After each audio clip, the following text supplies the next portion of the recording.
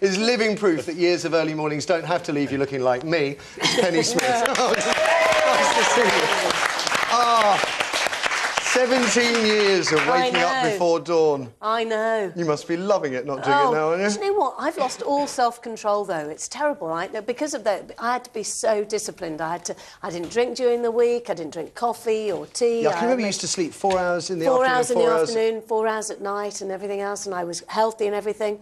I'm permanently hungover. I'm always coming down from a coffee high. It's a nightmare. No, I'm sure you're going to be... well, have a swig. I'm sure you're going to be far too professional to say the truth. But secretly, you must wake up every morning laughing at the debacle that has become Daybreak.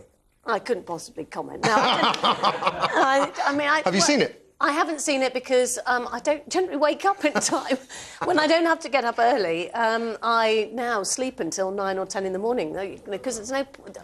It's just one of those things. I just go to sleep and I go, oh, how lovely. And even if I do wake up at 7 o'clock, I just lie there going, oh, how lovely. I don't have to get up. So I don't. Oh, it sounds so good. And of course, now you're working in the evenings on the Good Food channel doing Market Kitchen Big Adventure. What's the adventure bit? Well, I don't actually have... I have the adventure sitting in the studio, actually, which is lovely, while the chefs go out and they cherry-pick the best bits from each county. So they go off, for example, tonight it's Cheshire, and they go off and they go and find little items for me, and then they cook them in the kitchen, back at base, and me and the guests, we all sample it. Indeed. Tonight sees Penny and Chef Matt Tebbutt cooking Cheshire grouse. Fresh from their culinary quest to find some of the best produce that Cheshire has to offer, Matt and Aaron have started cooking with their Cheshire Court game. OK, my birds are out. Your birds are out. My birds are rested. They're nice. There's a little bit of pinkness in there, OK? I'm going to let those rest. My chicory is out, OK? They've cooked down in the orange juice, bit of chicken stock, bit of butter I stuck in there, bit of squeeze of juice just then. So nice and sticky. And a little bit bitter, a little bit sweet, OK? My puff pastry's there. I'm going to start plating that up, flash that back through the oven, slice my grouse, put it on top, done. Right, so it's just going to be chicory and grouse on that. Chicory grouse sauce, OK? Chicory grouse sauce. And that's the sort of thing I have for breakfast. You like your food, don't you? I do like a bit of grub, yes. I like good grub. I'm the sort of person who, if actually a whole load of things are on offer and it's not nice food, I prefer to actually not eat it. But when it's good food, I have to be really careful. I spend the day just scoffing. Didn't Lionel Richie give you some good diet advice, though? Hello? Mr. Lionel Richie. Mr. Lionel Richie, actually, I had this terrible cough and I was interviewing him and we went to a clip of him. And while there was a clip, I was having this massive coughing attack, and he said, do you know what? He said, do you have a cough quite often? I went, yeah, I do. And he said, you know what? I went off dairy, and it kind of helped.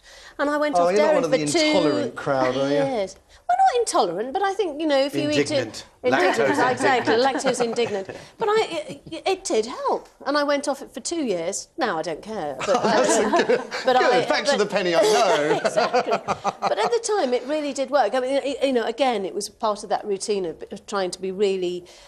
because of the fact that you put a strain on your body by getting up at 4 o'clock in the morning, which at the time is most people die. I always used to think, well, at least my alarm clock will kind of jumpstart everything. Just about to pass. Woof! Now, there we go. I was going to say, you've written 2 books already, haven't you? Yeah. And any more in the pipeline?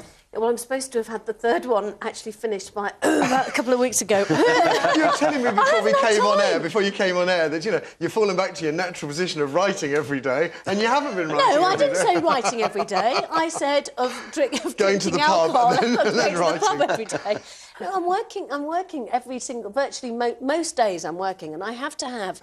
When I was writing the books, I kind of have to have a couple of days to sort of get into the swing, and then actually writing. I mean, you know what it's like when you're writing. I like to have a run at it. You know, a bit like doing a long jump, you know, I have to kind of have a run up. And the trouble is that a couple of hours is not a long enough run up. So very quickly, got to ask you as well, because I'm fascinated by the... You're going on the road, Rory McGraw in I know, Monte Carlo or bust, coming out this Thursday. Fun? It was really good fun. He's brilliant. He knows everything there is to know about birds.